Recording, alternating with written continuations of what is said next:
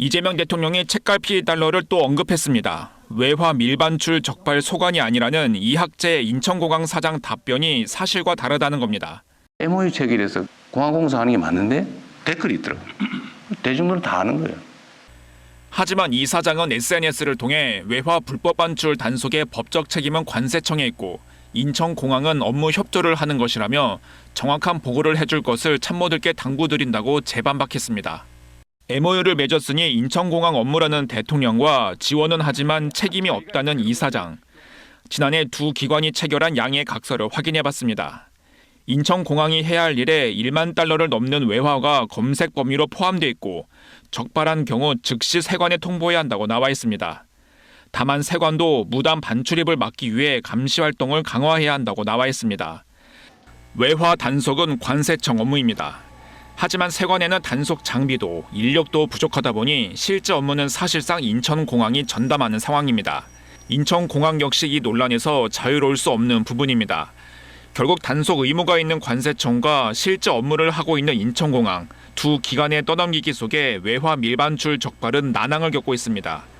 실제 세관은 지난 8월 원정 도박 일당이 3년간 500여 차례나 달러를 반출하고 나서야 붙잡았습니다. 당시 세관은 소액으로 분산해 엑스레이로 적발하기 어렵다고 설명했습니다. 이번 논란의 핵심은 공항과 세관의 적발 시스템이 작동하지 않은 채 방치되었다는 겁니다. KBS 뉴스 이세중입니다. 산업통상부와 산하 공기업 등에 대한 업무보고, 한국석유공사 차례에선 윤석열 정부 당시 추진됐던 대왕고래 프로젝트가 도마 위에 올랐습니다.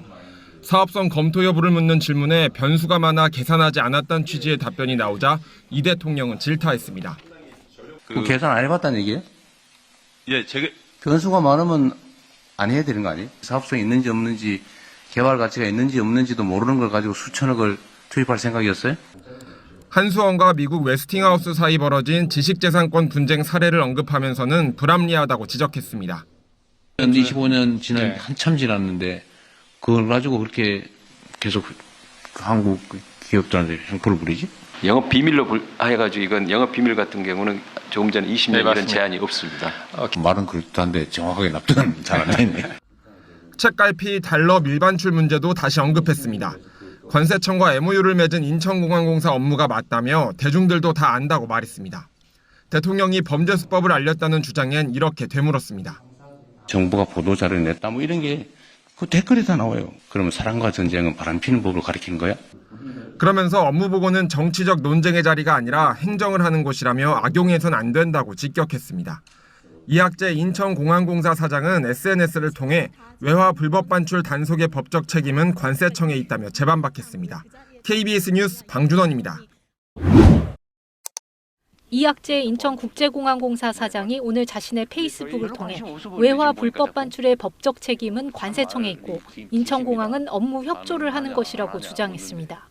앞서 이재명 대통령은 오늘 오전 산업통상자원부 등 업무보고 모두 발언에서 외환 관리는 관세청의 일이지만 MOU를 맺고 공항공사에 위탁했다는 사실을 댓글을 보고 알게 됐다고 말했습니다.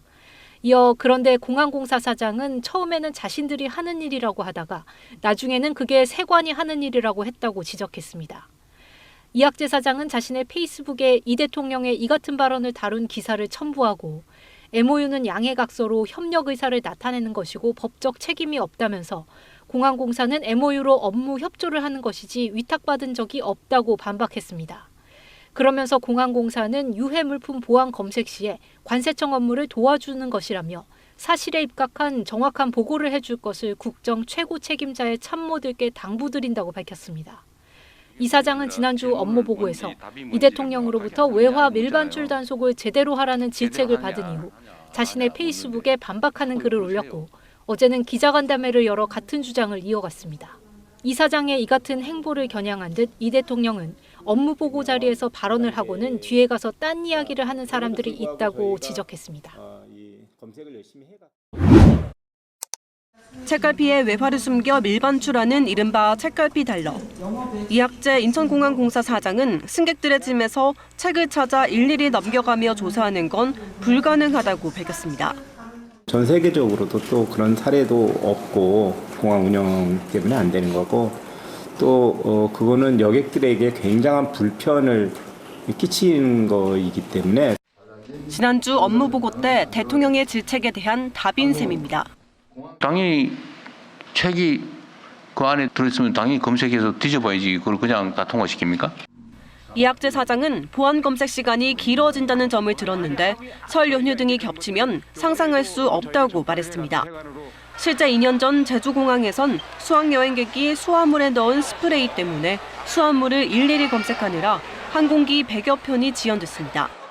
외화 밀반출 단속은 공항공사의 업무가 아니라고도 다시 강조했습니다. 총이나 칼이나 뭐 송곳이나 또 액체류나 이런 것들을 검색하는 것이고 그 과정에서 나오는 뭐 달러의 밀반출이라든지 또 뭐 마약 그런 것들이 우리 업무는 아니지만 내년 6월이 임기인 이 사장은 거취에 대한 질문엔 선을 그었습니다. 직접적으로 저한테 거취를 표명하라는 그런 연락을 받은 적도 없고 또 그런 것들 이렇게 크게 의식하지도 않고 있습니다.